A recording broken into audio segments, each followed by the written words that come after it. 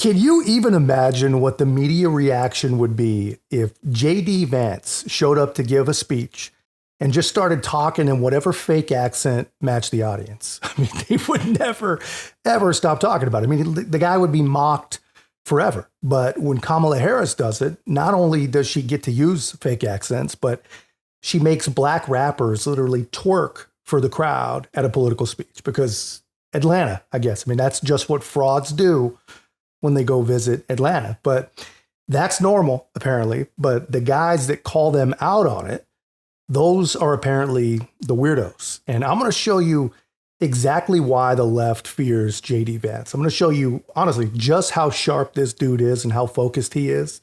But first, this is what they say is weird. So you guys want to hear that truth about Kamala Harris? Kamala Harris is a phony who caters to whatever audience is in front of her. I don't know if you saw this, but earlier this week, look up the clip. She went down to Georgia and started talking with a fake Southern accent. I'm serious. Now, what the hell is that all about? Kamala Harris grew up in Canada. They don't talk like that in Vancouver or Quebec or wherever she came from. Doesn't matter. It's the same new liberal policies, but a different accent, whoever she's talking to. Now, on November 5th, she can go back to using her San Francisco accent because we are going to send her packing and we're going to elect Donald Trump President of the United States.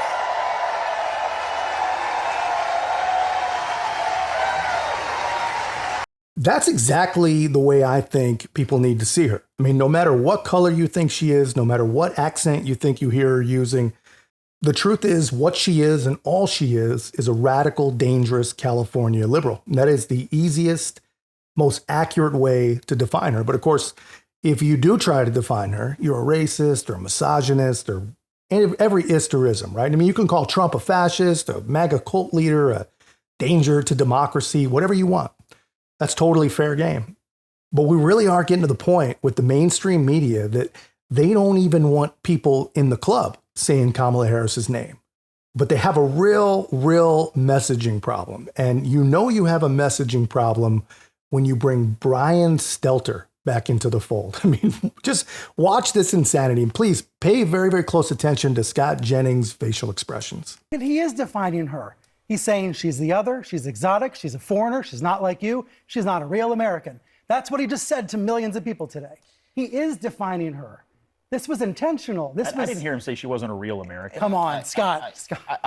Is she Indian? Is she black? She doesn't know what she is. She's changing. And she's the argument that we're hearing, you know, J.D. Vance clear. was responding to this tonight. He basically said, oh, she's a chameleon. She moves around in terms of her identity too much. I'm becoming a real fan of Scott Jennings, man. I don't think we recognize just how difficult it would be to turn up to work every single day on CNN and have to navigate this kind of insanity with these kind of people, right? I mean, daily. This guy does it daily. And I believe he deserves some real respect. But dude, he probably deserves a Pulitzer, honestly. I need to do a longer video about all the great work that he's doing. But in this one, I want to talk about J.D. Vance standing up to the media with all their just insane narrative peddling, right? I mean, these people, they always have some narrative to push. I mean, always have something to peddle. And lately, it's their spin on Donald Trump going into the National Association of Black Journalists convention that's just getting out of control, man. And basically, all he did was call Kamala Harris a fraud, which is essentially exactly what she is. The media didn't like that, right? They never liked that at all. And J.D. Vance, he was recently visiting the border in the Tucson sector, which is absolutely getting crushed. And some clown at CNN, he didn't even want to talk at the border. They're standing at the border. He didn't want to talk about the border. He didn't want to talk about Kamala Harris's role in the worst border crisis we've ever seen. Instead, they want to talk about race. And they want to talk about Donald Trump. And guys, just watch this. This is how it's done. Have the tools necessary. They just need to empower Border Patrol to tell people who want to come in illegally, you're not allowed to do that. They just need to use the authority that the border czar Kamala Harris has. I want to ask you about the former president's comments yesterday to the National Association of Black Journalists, where he said that Vice President Harris is, quote, all of a sudden black. As a father of 3 biracial children, did those comments give you pause at all?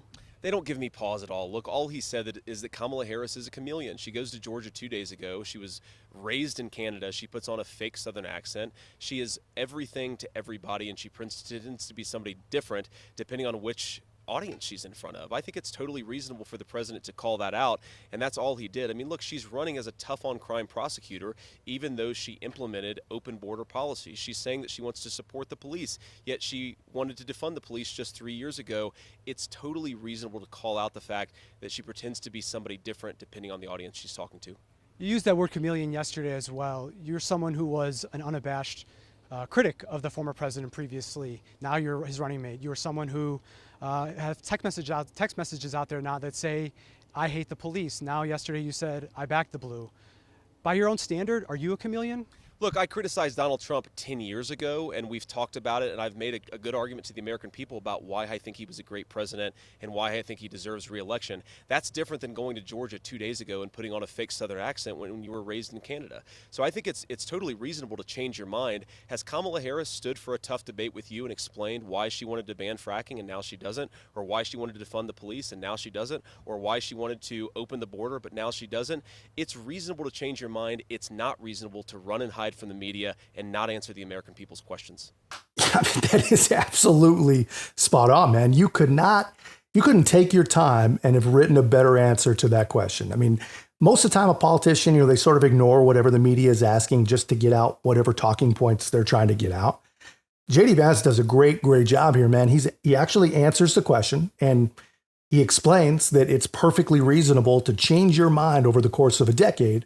But what doesn't make sense is changing every single one of your documented insane positions overnight without any explanation, without any pushback from the media. So he's absolutely, I mean, the guy, he's totally spot on. And this is exactly why Kamala Harris is in hiding. And this is what the media is allowing. I mean, the media is literally allowing her to hide because they know what's coming, right? That's why the way, the Trump and Vance team, the way they're operating, man, it's actually pretty genius. They're making the media cover Kamala Harris. They're running their campaign like they're running against Kamala, and they're running against the media, because that's exactly what it is. I mean, for weeks, all we've heard is that Republicans are weird and Trump's a racist or whatever. We've heard nothing serious. And now they're actually forced to talk about some policy. So this is really, really smart. He was also asked yesterday if you were ready to be president on day one. He kind of dodged the question. What do you still have to do as his running mate to prove to him that you are ready to step into that role? Well, I think Donald Trump was answering a political question, and he was answering it correctly. He said for years that who the vice president is doesn't really matter politically. Most Americans are voting either for Kamala Harris or for Donald Trump. They're not voting for the vice presidential nominee of either party. Look, I'm absolutely ready to be president on day one. I've been a businessman. I've been a United States Marine. I've been a senator. I can do the job, but politically, he's just right. People are voting for Donald Trump primarily. So why are you out here today then if you aren't necessary to this process? Well, I didn't say I wasn't necessary to the process. I can certainly make an argument that borders are Kamala Harris has failed the American people, but I think ultimately they're going to be voting either for Kamala Harris or for Donald Trump. Yeah, again, spot on.